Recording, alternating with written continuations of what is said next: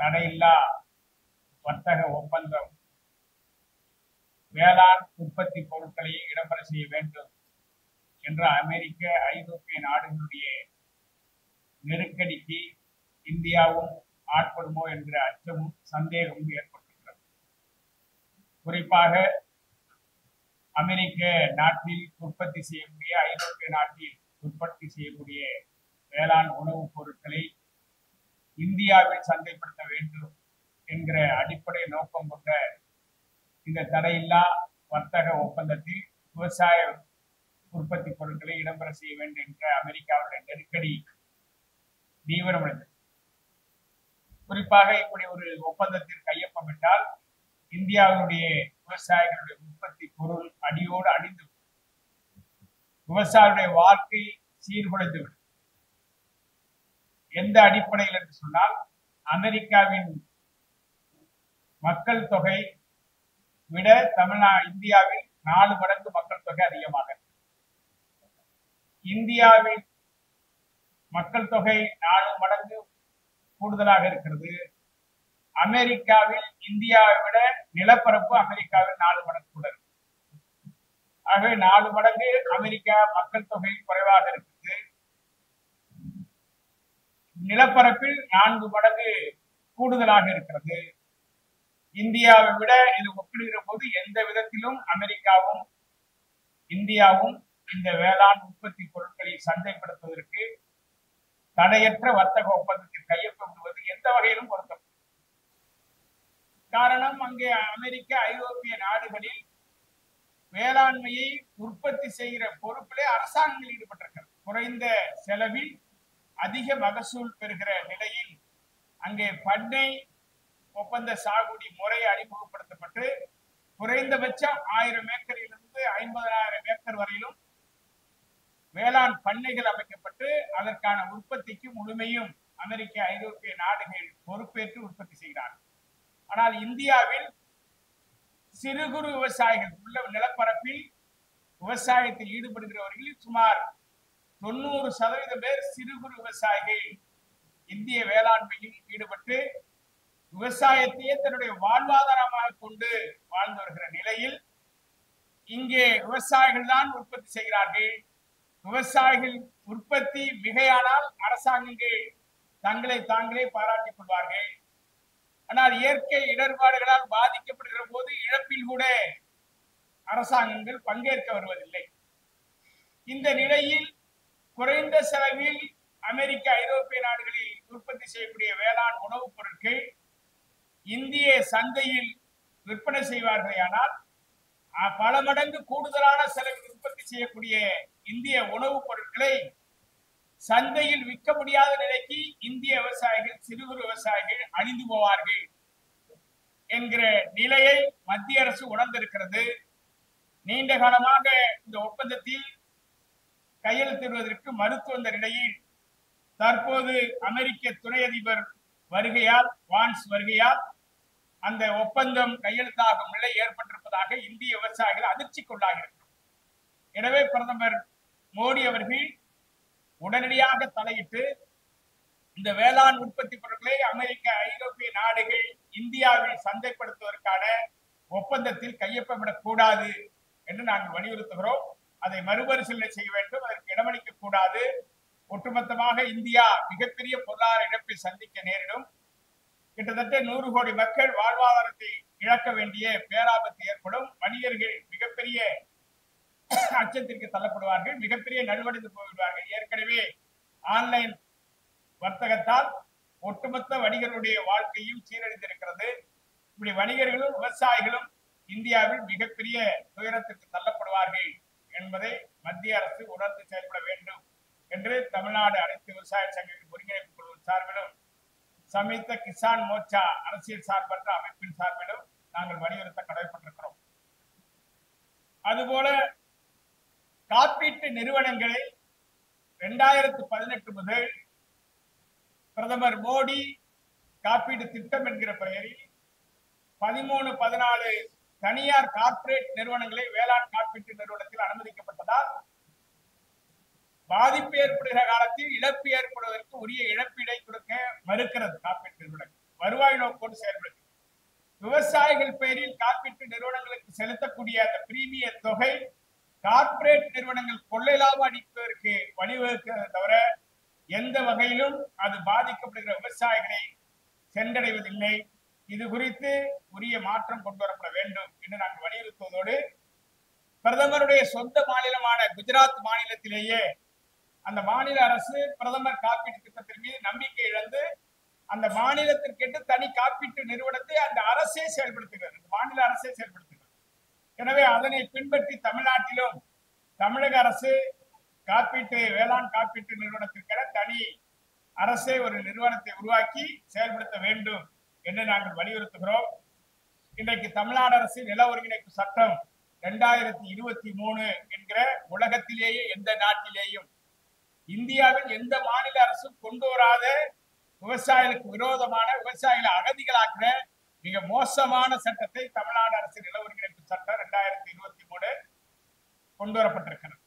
இந்த சட்டத்தின் மூலம் விவசாயிகளுடைய விளைநிலங்கள் கார்ப்பரேட்டுகளுக்கு தன் விருப்பத்திற்கு கைப்பற்றிக் கொள்வதற்கு அனுமதி வழங்குகிறார்.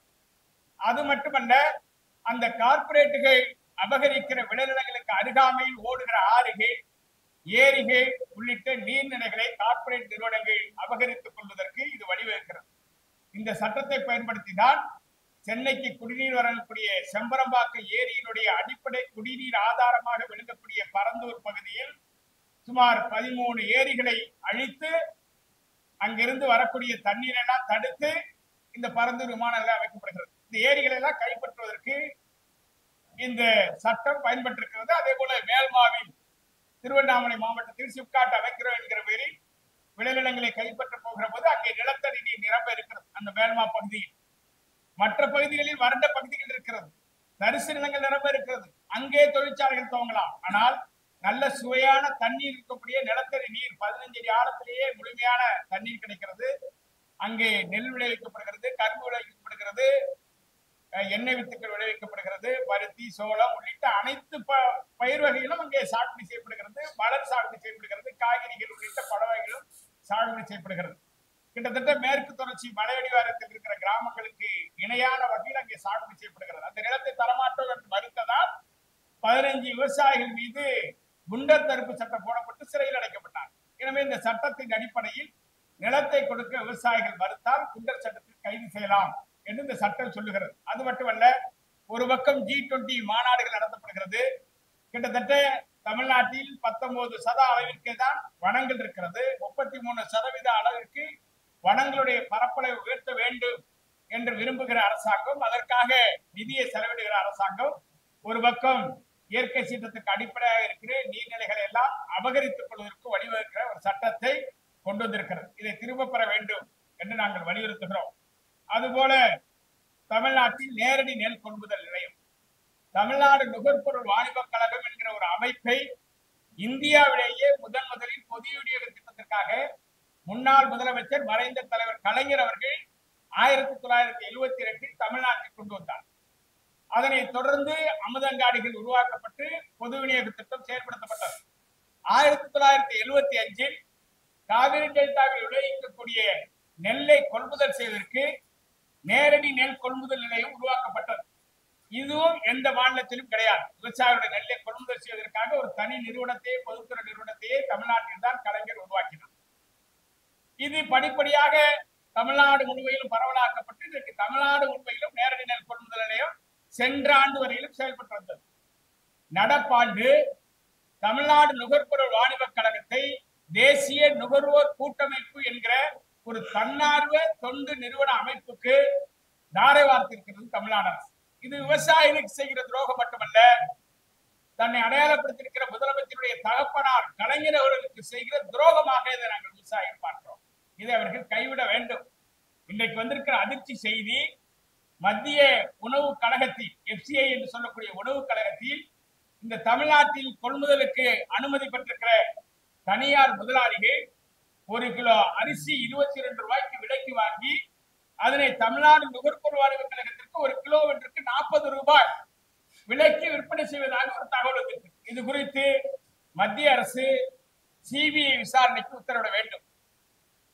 22 ரூபாய்க்கு FCIல அரிசியை கொள்முதல் செய்து 40 ரூபாய்க்கு கிலோ அரிசியை மீண்டும் தமிழ்நாடு அரசு TNCCக்கு விற்பனை செய்வதற்காக வந்திருக்கிற தகவல் குறித்து உரிய விசாரணை நடத்தப்பட வேண்டும்.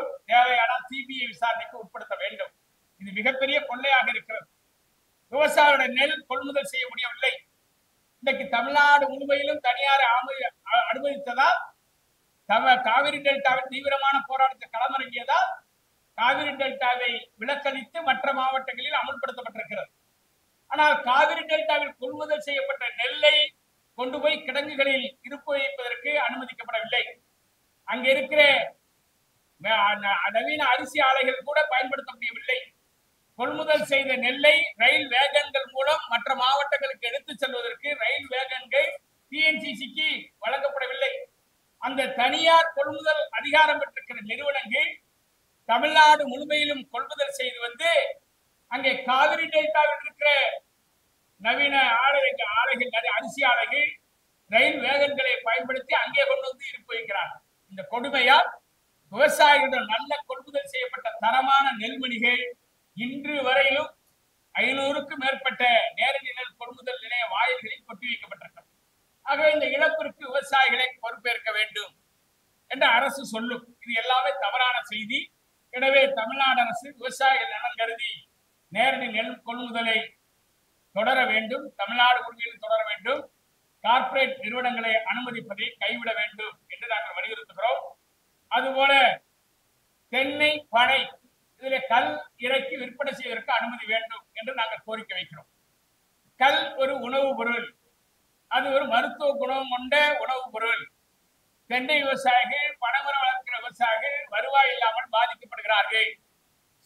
மதுவிற்கு தடை வேண்டும் என்று போராடினார். தமிழ்நாடு முதலமைச்சர் சொல்கிறார், ஆந்திரா, கர்நாடகா, கேரளா, புதுச்சேரி மாநிலங்களில் மது விற்பனையில் இருக்கிற போது தமிழ்நாட்டில் மது ஒழிப்பு கொள்கை கொண்டு வருவது இயலாது. இதுதான் விளக்கம் சொல்கிறார். அப்படி விளக்கம் அவர் சொல்லுவது உண்மையாக இருக்குமே ஆனால் கேரளா, ஆந்திரா, கர்நாடகா, புதுச்சேரி உள்ளிட்ட அனைத்து மாநிலங்களிலும் மதுவோடு சேர்த்து கல் விற்பனைக்கு அனுமதி இருக்கிறது. எனவே தமிழ்நாட்டில் மட்டும் கல்லுக்கு அனுமதி கொடுக்க மாட்டேன் என்று மறுப்பதனுடைய உள்நோக்கம் என்ன? விவசாயிகள் அழிந்து போக வேண்டும், விரலிட்டு எண்ணக்கூடிய மது ஆலை உற்பத்தி நிறுவனங்கள் வடகொடுக்க வேண்டும் என்கிற வக்ரபுத்தியோடு தமிழ்நாடு முதலமைச்சர் செயல்படுகிறாரா என்கிற கேள்வியை விவசாயிகள் சார்பில் நாங்கள் முன்வைக்க கடமைப்பட்டிருக்கிறோம். இந்த கல்லுக்கான அனுமதி கேட்டு வருகிற 25ஆம் தேதி கோவையில் தமிழ்நாடு முழுவதும் இருக்கிற விவசாயிகள் ஆயிரக்கணக்கில் பங்கேற்கிற மிகப்பெரிய உண்ணாவிரத்தை நடத்த இருக்கிறோம். அதுபோல வருகிற முதல்வர் காப்பீடு திட்டம், மக்களுக்கான காப்பீடு திட்டம், இன்றைக்கு மருத்துவமனைகளில், தனியார் மருத்துவமனைகளில் முதல்வர் காப்பீட்டு திட்டத்தில் நோயாளிகள் அனுமதிக்க மறுக்கிறார்கள். குறிப்பாக கோவையில் ஒரு பிரபலமான மருத்துவமனை, எங்கள் காவிரி டெல்டா வரையிலும் இருக்கிற ஏழை எளிய குடும்பங்களை சார்ந்தவர்கள் அங்கே சென்று இதய அறுவை சிகிச்சைகள் செய்து கொள்வது தொடர்ந்தது. மிகப்பெரிய இலகுவாக இருந்தது. செலவில்லாத வகையில் நேரடியாக கோவைக்கு சென்றால் இதய அறுவை சிகிச்சையை தனியார் புகழ்பெற்ற மருத்துவமனை செய்து கொள்ளலாம் என்கிற நிலை இருந்தது. கடந்த 2-3 மாதங்களாக அந்த மருத்துவமனைகள் முதல்வர் காப்பீடு திட்டத்தில் இலவச அறுவை சிகிச்சைகள், மருத்துவ உதவிகள் செய்வதற்கு மறுக்கிறார்கள். இதை மறுத்ததால் நாங்கள் கட்டாயப்படுத்தி பேசுகிற போது ஏற்கனவே இவ்வாறு காப்பீட்டு திட்டத்தில் மருத்துவ சிகிச்சை அளிக்கப்பட்ட நோயாளிகளுக்கான தொகையை தமிழ்நாடு அரசு விடுவிக்கவில்லை. இதனால் தனியார் மருத்துவமனைகள் முதல்வர் காப்பீட்டு திட்டத்தில் அறுவை சிகிச்சை செய்ய இயலாது என்று திருப்பி அனுப்புகிற நிலை பலர் உயிரிழக்கக்கூடிய பேராபத்து ஏற்பட்டது. எனவே காப்பீட்டு திட்டத்துக்கான நிதிகள் எந்த விதத்திலும் தமிழ்நாடு அரசு தடை இல்லாமல் வழங்க வேண்டும். தனியார் மருத்துவமனைகள் முதல்வர் காப்பீடு திட்டத்தில் அனுமதிக்கப்பட்ட தொகையில் அவர்கள் அறுவை சிகிச்சை உள்ளிட்ட உயர் சிகிச்சைகள் அளிப்பதை உறுதிப்படுத்த வேண்டும். அரசு மருத்துவமனைகளில் காப்பீடு திட்டம் என்று நிதி ஒதுக்கப்படுகிறது. இது என்ன கேள்வி? இது என்ன நியாயம்? அரசு மருத்துவமனைகள் இலவச மருத்துவ சிகிச்சை வழங்குவதற்காக துவங்கப்பட்டிருக்கிறது. ஆனால் முதல்வருடைய மருத்துவ காப்பீடு திட்டத்தில் அரசு மருத்துவமனைக்கு பணம் செலுத்தி மருத்துவ சிகிச்சை பெறுகிற நிலையும் தமிழ்நாட்டில் இருக்கிறது. இப்படி மோசமான நிலைக்கு விவசாயிகளுடைய பிரச்சனைகள் மிக தமிழ்நாட்டில் ஏரி, குள, குட்டைகள் பெய்கின்ற மழை நீரை தேக்கி வைக்க முடியவில்லை. தமிழ்நாட்டில் மணல் தட்டுப்பாடு, அதே போல கனிமவள தட்டுப்பாடு. நாங்கள் அனுமதிக்கப்பட்ட அளவில் உள் மாநில தேவைக்கு விற்பனை செய்ய வேண்டும். மணலாக இருந்தாலும் கருங்கல் ஜல்லியாக இருந்தாலும் நமது தமிழக மக்கள் தனக்கு தேவையான வீடுகளை கட்டிக்கொள்வதற்கு, கட்டுமான நிறுவனங்களை மேம்படுத்துவதற்கு அனுமதிக்கப்பட்ட அளவில் அரசு விலை நிர்ணயம் செய்து விற்பனை செய்ய வேண்டும். ஆனால் கொள்ளையடிப்பதற்கு, மணலையும் கனிம வளங்களையும் கடத்துவதற்கு தமிழ்நாடு அரசு அனுமதிப்பேன், ஆனால் மக்களுக்கு விற்பனை செய்வதற்கு அனுமதிக்க மாட்டேன் என்று 2 ஆண்டு காலமாக நிறுத்தி வைத்ததால் ஒட்டுமொத்தமாக அனைத்து தொழில்களும், அனைத்து அரசு திட்ட பணிகளும் முடங்கி கிடக்கிறது. இது குறித்து தமிழ்நாடு அரசு உரிய கவனம் செலுத்த வேண்டும் என்று நாங்கள் வலியுறுத்துகிறோம். கிராம பகுதிகளில் எந்த ஒரு கட்டுமான பணியும், ஆற்று கரைகளிலே குடியிருப்பவர்கள் கூட ஒரு வீடை கட்ட முடியாத நிலைக்கு தள்ளப்பட்டிருக்கிறார்கள். இது குறித்து தமிழ்நாடு அரசு உரிய விளக்கம் அளிக்க முன்வர வேண்டும் என்று நாங்கள் தொடர்ந்து வலியுறுத்துகிறோம். தமிழ்நாட்டில் விவசாயிகளுக்கான அடையாள அட்டை தற்போது மத்திய மாநில அரசுகள் இணைந்து வழங்குகிறது. தமிழ்நாட்டில் இருக்கிற மொத்த நிலப்பரப்பு கிட்டத்தட்ட 55 லட்சம் ஹெக்டேர் சாகுபடி நிலங்கள் இருக்கிறது. இந்த நிலங்களில் 60% நிலங்கள் அறக்கட்டளைகள், கோவில்கள், ஆதீனங்களுக்கு சொந்தமாக இருக்கு. இந்த 60% நிலங்களும் விவசாயிகள் குத்தகை பதிவு பெற்று குத்தகை சாகுபடி மேற்கொண்டு வருகிறார். இது 100 ஆண்டுகள், 200 ஆண்டுகள், 50 ஆண்டுகளாக இது தொடர்கிறது. 2010 முதல் ஏற்பட்ட பேரழிவு, பெருமழை, வறட்சி போன்ற இயற்கை சீற்றங்களால் விவசாயம் பாதிக்கப்பட்டு பேரிடர் பாதித்த மாநிலமாக அறிவிக்கப்பட்டது. பல ஆண்டுகள், பல மாவட்டங்கள் பேரிடர் பாதித்த மாவட்டங்களாக அறிவிக்கப்பட்டது. கடன் நிவாரணங்கள் வழங்கப்பட்டது. ஆனால் குத்தகை பாக்கியை மட்டும் தள்ளுபடி செய்யாமல் அதை நிலுவை காட்டி நீதிமன்றத்தில் தொடர்ந்த வழக்கில் குத்தகை விவசாயிகளுடைய விளைநிலங்களையும் நில அபகரிப்பாளர்கள் என்கிற பட்டியலை எடுத்திருக்கிறார். கோவில் சொத்துக்கள் என்கிற பேரில் நிலங்களை குத்தகை பதிவு ரத்து செய்த அறநிலையத்துறை இந்த நிலங்களை எல்லாம் இணையதளத்தில் அபகரிப்பாளர்கள் என்கிற பட்டியலில் இணைத்து பதிவேற்றம் செய்ததால் இன்றைக்கு விவசாயிகள் அகதிகளாக நிற்கிறார்கள். இதற்கு வழங்கப்படுகிற விவசாயிகளுக்கான அடையாள அட்டை அவர் 60% விவசாயிகளுக்கு வழங்க மறுக்கிறார். இதனால் இன்றைக்கு விவசாயிகள் பாதிக்கப்பட போவதை விவசாயிகள் உணரவில்லை. 40% விவசாயிகளுக்கு மட்டும்தான் அடையாள அட்டை வழங்கப்படுகிறது. இந்த அடையாள அட்டை ஏதோ இவருக்கு விவசாயிகள் அடையாளப்படுத்துவதற்கு அல்ல. இது மத்திய அரசு எடுக்கிற நிதி ஒதுக்கீடுகள், அது உரமானியமாக இருந்தாலும், காப்பீட்டிற்கான பிரீமிய தொகையாக இருந்தாலும், நெல் கொள்முதலாக இருந்தாலும், இந்த அடையாள அட்டை பெற்றிருக்கிற விவசாயிகளுடைய எண்ணிக்கையும் அதனுடைய நிலப்பரப்பிற்கு ஏற்பதான் மத்திய அரசு நிதி ஒதுக்கீடு கொள்கை முடிவுகளை மாநில அரசுக்கு வழங்க இருக்கிறது. எனவே இது மிகப்பெரிய பாதிப்பை விவசாயிகள் சந்திக்கும் நிலை ஏற்பட்டிருக்கிறது. எனவே குத்தகை விவசாயிகளுடைய குத்தகை பதிவை மறுபதிவு செய்ய வேண்டும். அதற்கான ஒரு கொள்கை முடிவெடுத்து நீதிமன்றத்தில் நில அபகரிப்பாளர்கள் என்கிற பட்டியலில் இருந்து விலக்களிக்கப்பட வேண்டும். எந்த அளவிற்கு ஆதீனங்களுக்கு நிலம் சொந்தமோ, கோவில்களுக்கு நிலம் சொந்தமோ, அதை குத்தகை பதிவு பெற்று சாகுபடி செய்கிற விவசாயிகளுக்கும் இணையான அதிகாரம் இருக்கிறது, உரிமை இருக்கிறது. எனவே இப்படி விவசாயிகளுக்கு விரோதமான கொள்கைகளையும் சட்டங்களையும் தமிழ்நாட்டில் திமுக தலைமையிலான அரசு 4 ஆண்டு காலமாக நிறைவேற்றுகிறது. எங்களுக்கு ஊடகங்கள் மீது கூட மிகப்பெரிய வருத்தம் உண்டு. இத்தனை பிரச்சனைகள் அடுக்கிக் கொண்டே போகலாம், பட்டியல் சொல்லிக்கொண்டே போகலாம். ஆனால் இந்த விவசாயிகளுக்காக சட்டம் போட்டு விவசாயிகளை அகதிகளாக்குற தமிழ்நாடு அரசுடைய நடவடிக்கை குறித்து ஒரு தொலைக்காட்சி கூட விவாதங்கள் நடத்தப்பட்டதில்லை. 4 ஆண்டுகளாக விவசாயிகள் பிரச்சனை புறந்தள்ளப்பட்டு விவசாயிகளுடைய கருத்துக்கள் கூட நமது பத்திரிகை ஊடகங்கள் முக்கியத்துவம் கொடுத்து வெளியிட முடியாத ஒரு நெருக்கடியில் விவசாயிகள் மிகப்பெரிய நெருக்கடிக்கு தள்ளப்பட்டிருக்கிறார். வேண்டுமானால் நீங்கள் ஏதோ மத்திய மாநில அரசுடைய கொள்கை சார்ந்த பிரச்சனைகள் அன்றாடம் ஒரு தலைப்பின் கீழ் மாறி மாறி ஒரே கருத்தை நீங்கள் விவாதிக்கலாம். ஆனால் மக்கள் கருத்தை நீங்க வெளிக்கொண்டு வராததால் ஆட்சியாளர்களுக்கும் மக்களுக்கும் விவசாயிகளுக்குமான தொடர்பு அடியோடு துண்டிக்கப்பட்டிருக்கிறது. கிராம பகுதி மக்களுக்கும் தமிழ்நாடு அரசுடைய தலைமைக்கும் எந்த தொடர்பும் இல்லை, துண்டிக்கப்பட்டிருக்கிறது. எனவே இந்த நிலையில் தமிழ்நாடு அரசுக்கும் விவசாயிகளுக்குமான உறவு அடியோடு ரத்து செய்யப்பட்டிருக்கிறது. முறிந்திருக்கிறது, எந்த தொடர்பும் கிடையாது. ஆகவே நீங்க நடத்துகிற ஏதோ ஒரு அரசியல் இதிலிருந்து யாரோ ஒருத்தரை பாதுகாக்க வேண்டும் என்கிற நிலையில் மக்களையும் அரசாங்கத்தையும் பிரித்து விடுகிற நிலை ஏற்படுமோ என்கிற அச்சமும் எங்களுக்கு ஏற்பட்டிருக்கிறது. எனவே ஊடகங்கள் தயவு செய்து விவசாயிகளுடைய பிரச்சனை குறித்து, இந்த பாதிப்புகள் குறித்து விரிவான விவாதத்திற்கு உட்படுத்த வேண்டும் என்று நாங்கள் வலியுறுத்துகிறோம். இதனையெல்லாம் எடுத்து கூறி வருகிற 26, 27 ஆகிய 2 தினங்கள் ஊட்டியில் தமிழ்நாடு அனைத்து விவசாய சங்கங்களுடைய ஒருங்கிணைப்பு குழுவுடைய மாநில பொதுக்குழு கூட்டம் நடைபெற இருக்கிறது.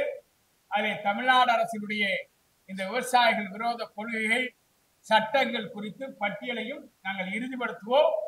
அதை தமிழ்நாடு அரசு ஏற்க மறுத்தால் தொடர்ந்து குமரி முதல் சென்னை வரையிலும் இதற்கான மக்கள் சந்திப்பு இயக்கங்களை எல்லாம் நாங்கள் தீவிரப்படுத்துவோம்.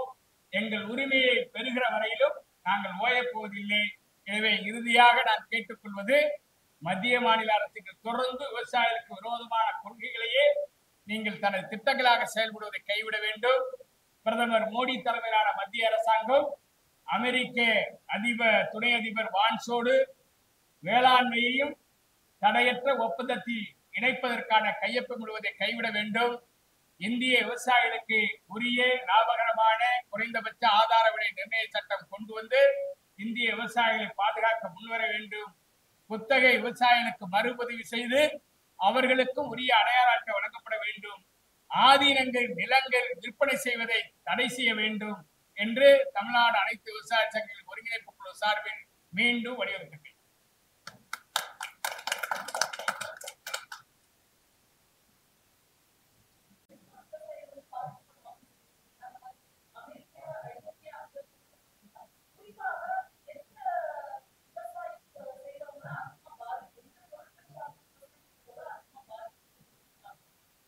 தோட்டக்கலை பயிர், பழ வகைகள், காய்கறி வகைகள் உள்ளிட்ட பல்வேறு உணவுப் பொருட்களும் பாதிக்கும். அரிசி, ஜீனி உள்ளிட்ட விவசாய உற்பத்தி அனைத்துமே இந்த பாதிப்புக்கு உள்ளாகும். ஏன்னா குறைந்த செலவில் தான் அங்க உற்பத்தி நடக்குது. இந்தியாவில் பல மடங்கு கூடுதலா இருக்கு. நமக்கு அவங்க ஒப்பிடுற போது இந்தியாவோட விவசாயிகள் சிறு விவசாயிகள் மேக்சிமம் நீங்க பாத்தீங்கன்னா 2 ஏக்கர் 2 ஏக்கருக்குள்ள இருக்கிற விவசாயியோட எண்ணிக்கை தான் கிட்டத்தட்ட 60% இருக்கு. அதனால இந்த விவசாயிகளுக்கு மிகப்பெரிய பாதிப்பு வரும். இதுதான் அவங்களுடைய வாழ்வாதாரம். ஏன்னா இங்க இருக்கிற நிலத்தை நம்பிதான் இங்க இருக்கிற மக்களுடைய 90% மக்களுடைய வாழ்க்கையே இருக்கு. அதனால இது அழிஞ்சதுன்னா, சந்தைப்படுத்துவதில் இந்த பின்னடைவு ஏற்பட்டதுன்னா, இங்க உற்பத்தி செய்யக்கூடிய பொருளை லாபகரமா விற்க முடியாது. இங்க இருக்கிற வணிகர்களும் மிகப்பெரிய பாதிப்புக்குள்ளாவாங்க, விவசாயிகளும் மிகப்பெரிய பாதிப்புக்குள்ளாவாங்க. அங்க குறைந்த விலையில உற்பத்தி செய்யற உணவுப் பொருளை குறைந்த விலையில இங்க சந்தைப்படுத்துவதற்கான ஒப்பந்தம் தான் மத்திய அரசு கிட்ட அமெரிக்கா நிர்பந்தப்பட்டு இருக்கிறது. இந்த ஒப்பந்தம் நிறைவேறினா இந்திய விவசாயம் இதோட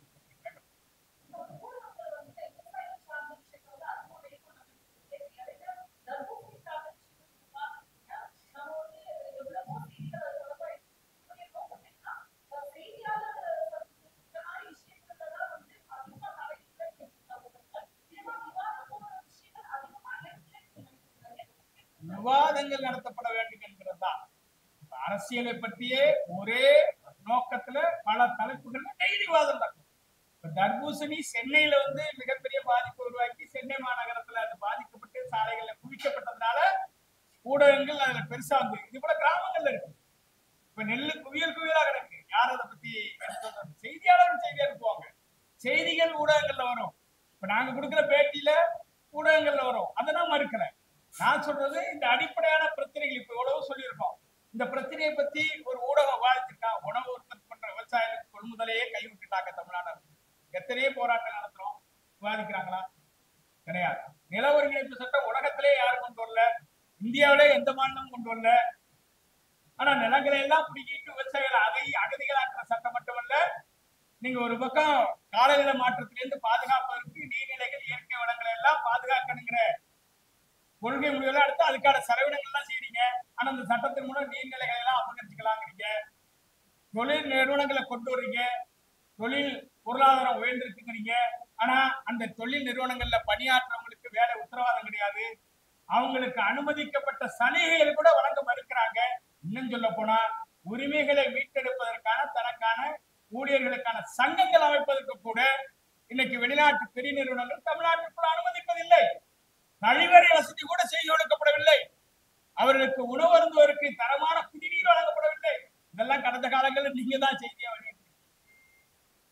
ஆனா விவசாயி உற்பத்தி செய்யற பொருளை போய் தப்புன்னு சொன்னாங்க. அது தவறுங்கிறத ஊடகங்களே அந்த செய்தியை உண்மையை நீங்க விளக்கணி. அது சென்னைக்கு வந்ததுனாலதான். இது வேற நகரங்கள்லயோ கிராமங்கள்லயோ இது நடந்துட்டா அந்த செய்தி ஒரு முடிவுக்கு வந்திருக்காது. நான் அந்த அனுபவத்தின் அடிப்படையில தான் சொல்றேன். ஏற்கனவே 10 ஆண்டு காலம் காவிரிக்காக, முல்லை பெரியாருக்காக, ஜல்லிக்கட்டுக்காக, ஹைட்ரோ கார்பன், காவிரி டெல்டா பாதுகாக்கப்பட்ட வேளாண் மண்டலத்துக்காக 10 ஆண்டு காலம் பல்வேறு தொலைக்காட்சிகள்ல நாங்கெல்லாம் விவாதத்தில் பங்கேற்றிருக்கோம். 4 ஆண்டு காலம் திமுக ஆட்சி பொறுப்பேற்ற பிறகு நான் இத்தனை பட்டியலை வெளியிட்டிருக்கேன். ஏதாவது ஒரு பிரச்சனை குறித்து இங்கே சென்னையில இருக்கிற தொலைக்காட்சிகள் விவாதம் நடத்திருக்கா?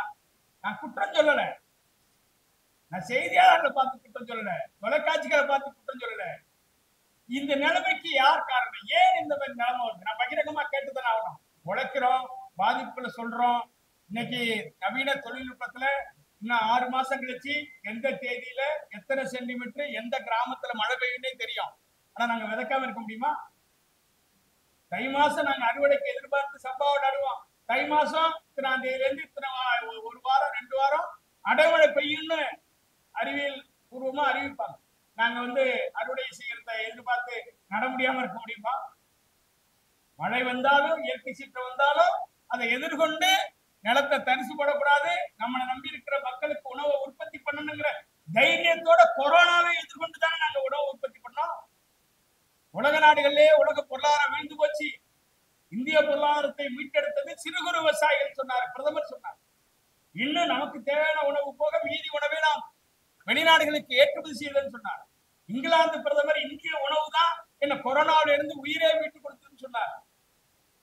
அப்ப அந்த அளவுக்கு கொரோனாவே எதிர்கொண்டு இந்திய பொருளாதாரத்தை மீட்டெடுத்த விவசாயிகளுக்கு உரிய விலை கொடுக்க மறுக்கிறது. இன்னைக்கு பெரிய வேதனை. ஒரு நகையை அடவு வச்சுட்டு சாகுபடி செய்வோம். அந்த ஓராண்டுகளுக்குள்ள அந்த நகையை மீட்பதற்கு வட்டியை கட்டிட்டு நாங்க அதை ரினியூவல் செஞ்சிருவோம், அதை புதுப்பிச்சிருவோம். ஆனா இப்ப 1 வருஷமா அந்த புதுப்பிக்கிற முறைய வங்கிகள் நிறுத்திட்டாங்க. இப்ப உரிய தொகையை கட்டினாதான் நகையை திருப்பி புதிய லோன் வாங்கணும்.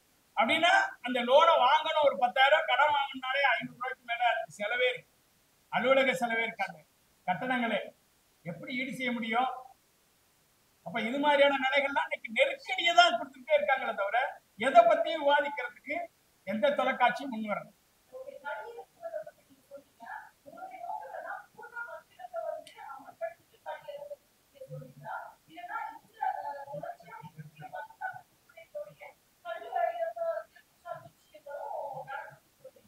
அறிவியல் பூர்வமாக மருத்துவ ஆய்வுகள் அடிப்படையில் கல்லு உணவுப் பொருள், பதநீர் உணவுப் பொருள், அதை மது விற்பனையோட இணைச்சி பேசுறதோ மது கொள்கையோட இணைச்சி பார்க்கறதோ தவறான.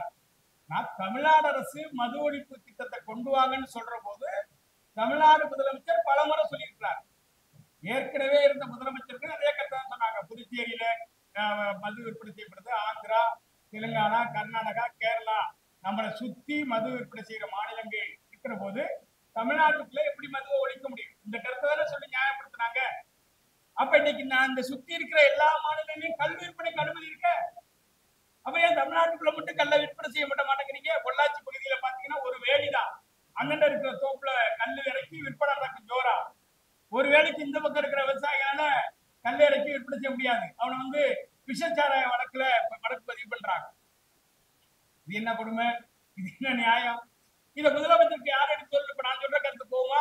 நீங்க ஒரு நாள் இரவு உட்கார்ந்து 1 மணி நேரம் விவாதிங்க, முதலமைச்சருக்கு போகும்.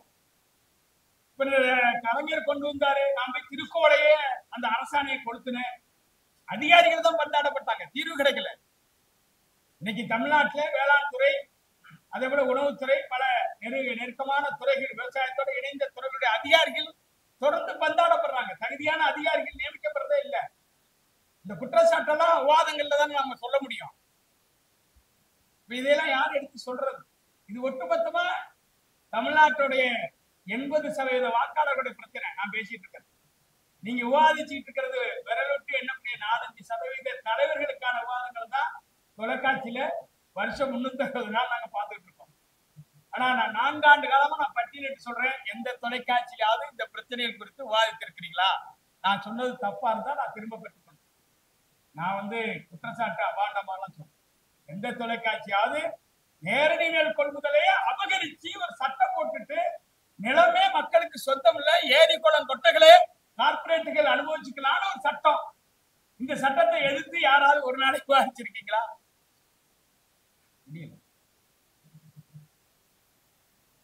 அதனாலதான் இந்த நெருக்கடியான சூழலை நான் பகிரங்கப்படுத்த விரும்புறேன். இன்னைக்கு கூட நான் கொடுக்குற செய்தி கூட நீங்க போடாம இருக்கலாம். ஆனா என்னோட உள்ள குமுறலை நான் சொல்லலைன்னா இந்த விவசாயிகளுக்கு நானும் துரோகம் செய்யறவனா.